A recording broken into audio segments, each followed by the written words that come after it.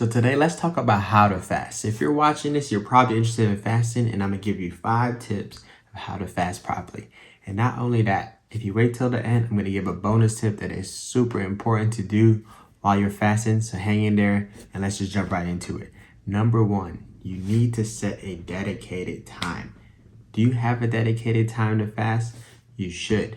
And whether it be once a month, once a year, whatever it may be, once a week, whatever it is that you're fasting, you need to have it set and planned. You don't want to be sporadic about it and just say, I'm going to fast today. You need to have it planned out to say, I'm going to fast on this dedicated time, and I'm going to commit this time, and I'm going to sacrifice my body as a living sacrifice to God.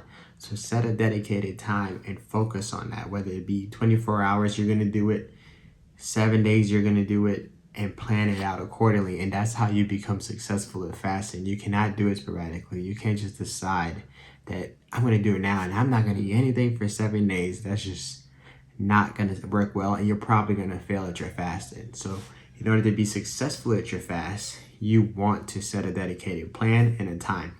I recommend that you start with 24 hours because you're usually really hungry within 24 hours, and it's really hard to do. So start with 24 hours and then work your way up if you want to get to 48 hours. 72 hours is one of the things I think is the biggest asset of fasting, because if you can make it there, that's a lot of fasting.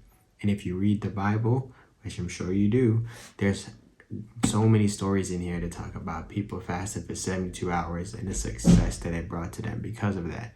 So look at all of those things as well. Number 2, let's talk about it. Write down what you're fasting for. What is it that you're fasting for? Is it because you're trying to get closer to God, which it should be? Is it because you're going through a struggling time and you feel under attack by the devil and you really need to seek God more and more, and praying isn't doing enough for you? Then fasting is a great asset to that.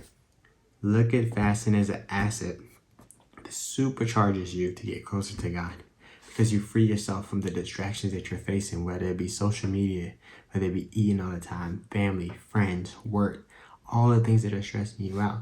Fasting frees you away from that and brings you closer to God. Think about in the Bible all the times that Jesus went away into the mountain and sought solitude to get closer to God. That's how you gain your strength. That's how you gain your power, and you must fast. So try to find what it is you're fasting for. Like you really want to get closer to God. Number 3, be intentional. You need to be intentional about what it is you're fasting for. The same way you can't just pick a random sporadic day is the same way you cannot just be intentional about what it is. I want you to focus on the Word of God. Focus on the Bible. Spend those dedicated times that you need to spend with Him more than you usually do. If you only pray once a night, I need you to be praying more. And that brings us to number 4, which is crucial. Replace your eating times, the times you eat breakfast, lunch, and dinner, with time to read the Word. You have the time now.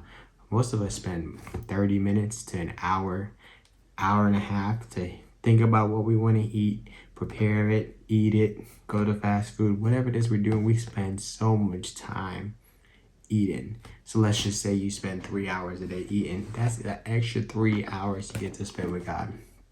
And that is a blessing within itself.